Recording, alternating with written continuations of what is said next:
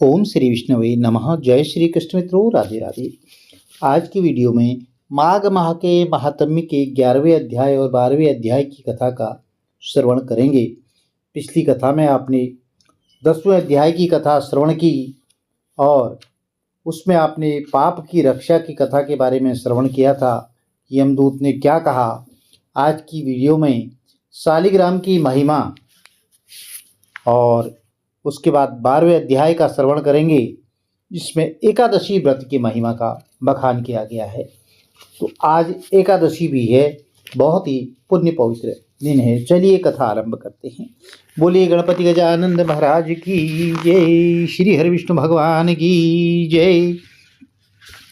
यमदूत ने कहा कि मोक्ष के इच्छुक व्यक्ति को सदैव शालिग्राम 12 शिला में और वज्र या कीट निमित्त चक्र में वासुदेव भगवान की पूजा करनी चाहिए।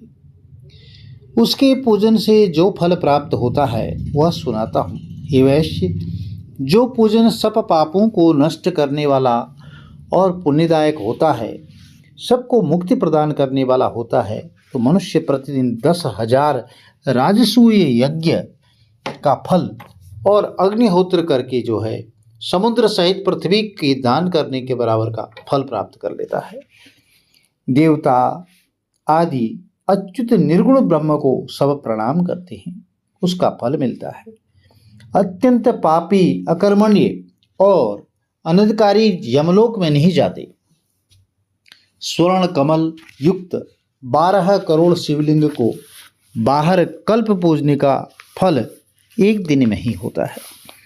गोविंद की पूजा करने से स्वर्ग से नहीं गिरता। बिना तीर्थ सेवा, दान, यज्ञ, जप तप के ही छुटकारा पा जाता है। पूजा रहित नरक, गर्भवास, तिर्यक योनि, कीट कृमि आदि योनि से मनुष्य निर्मुक्त नहीं होता। जिसने शालिग्राम शिला का जल अपने ऊपर छिड़क लिया, उसके संपूर्ण तीर्थों में स्नान कर लिया।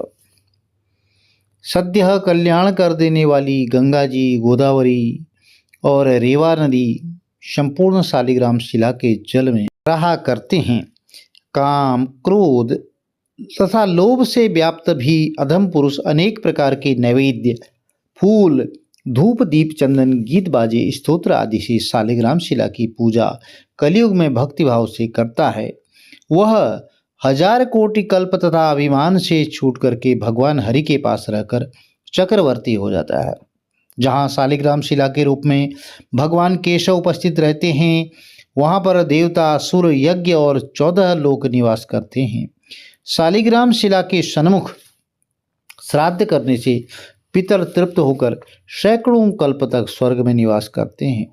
जो लोग नित्य शालिग्राम शिला का जल पीते हैं, उनको 1000 पंचगव्य के आचमन से सहस्त्र कोटि तीर्थ करने से क्या प्रयोजन है। वह मनुष्य माता का स्तनपान नहीं करता।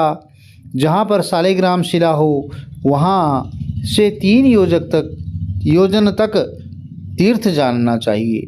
वहाँ पर संपूर्ण दान और होम के करोड़ गुने फल होते हैं। हे राजन, शालिग्राम से कोटि भर तक जो कीड़े मरते हैं, वे वैकुंठ को प्राप्त करते हैं। शालिग्राम चक्र की खरीद बिक्री करने वाले मनुष्य प्रलय समय तक नरक में जाते हैं। हे वैश्वर, घोर वन में जितेंद्रिय होकर के तपस्या करने से जो फल मनुष्य प्राप्त करता है, वही गरुड़ध्वज वासुदेव भगवान को स्मरण करने से और उनकी शरण में जाने से पाता है। वह नरक में नहीं जाता। पृथ्वी पर जितने तीर्थ और पुण्य स्थान हैं, वे संपूर्ण विष्णु भगवान का नाम मात्र लेने से ही प्राप्त होते हैं। हे वैश्य, जो वैष्णव शिव की बुराई करता है, वह विष्णु लोक में न जाकर के अवश्य नरक में जाता है।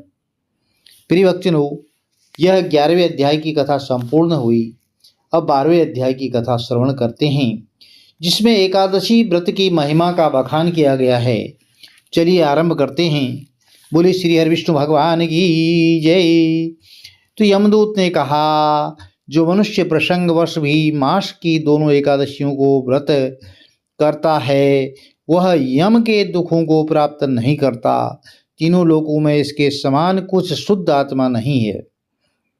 यह एकादशी पापनाशक भगवान पद्मनाभ के नाम से के दिन की सूचक है।